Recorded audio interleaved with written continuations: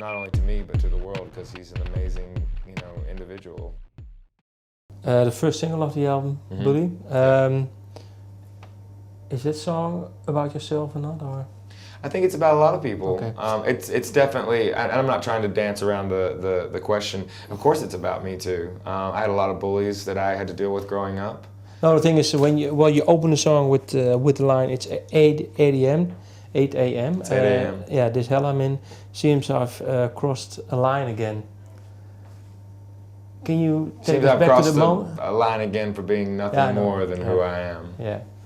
Can you take us back? Was it really 8 a.m.? Can you picture the scenery for me? Yeah, it's. I think, well, overall, the statement in the very front of the song, it's 8 a.m. This hell I'm in. Seems I've crossed the line again for being nothing more than who I am. That's every kid in the world that has to go to school in the morning and they know that bully is there waiting for them. And the song is not generally about just kids. It's about adults. It's about a lot of people that have been bullied. But of course, there's, I had a lot of bullies growing up, and 8 a.m. was the time that I would have to be at first period. It gave me 10 minutes before the bell would ring. So yeah, when I would have to deal with someone, I would have to confront them. The thing about bully is that I'm not condoning violence in the song. I'm condoning survival. That whole song is about the fact that I'm not on the fence about the subject. I am picking a side. I'm saying that if you continue to belittle me, not only physically and mentally, and you continue to push me, I'm going to push you back. If you continue to hit me or, take it upon yourself to try and break me down and take my self-respect away, I will get it back, and I will not allow you to do that. It's standing up for who you are. I think sometimes people are programmed to be weak because they think that turning the other cheek is a PC thing to do. You have to fight for yourself sometimes. It's just the way it is. I would love to be able to tell the world that it's going to be rainbows and flowers and puppy dogs and rabbits and all that kind of stuff frolicking around and everything's all fine. It's not that way, When I was 10 years old, my dad put a pair of boxing gloves on me and told me, I always want you to be able to talk, out your problems and your issues. And I want you to be able to come to a compromise. But sometimes that's not going to happen.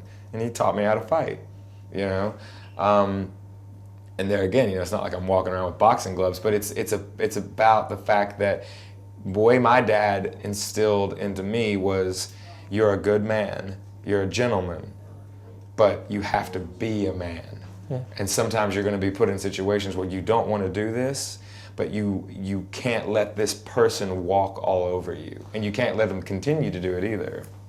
You're a father yourself now, the lyrics for the previous album, were they written before your son was born or after your son was born? My son was in the womb when The Sound of Madness was written and the lyrics were written, so he was not born yet. Did you change, maybe not on purpose, but if you look back on it, has your songwriting, your lyric-wise, has it changed now since you're a father? Yes. I see things way differently because he's 4 years old. He just had a birthday in December. I'm still me though. I'm very honest. I don't sugarcoat any subject, but he's given me a lot of inspiration. He saved my life, really. I mean...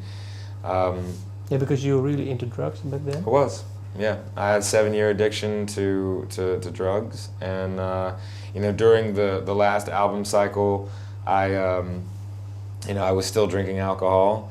I tell people, because they see me now and they can tell that I'm a bit more healthier than I was, and I'm each day trying to get healthier. A lot of that has to do with myself because I want to be able to be here for my son and be here for my band and for the people that have supported us and who've supported me. But overall, my son was a huge gift.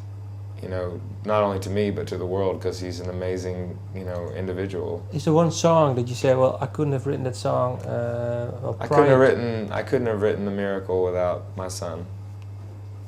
The new record on Amaryllis, the new album. There's a song called Miracle, and I wouldn't have written that song had it not been for my son, because he is my miracle. He's, you know, he saved me from my vanity and made me understand that it was no longer just about me. Like, I'm responsible for more people. I'm responsible for this beautiful little boy that, you know, needs a father, and I want to be there for him, and I want to make sure that I'm able to take care of him, and I want to watch him grow up.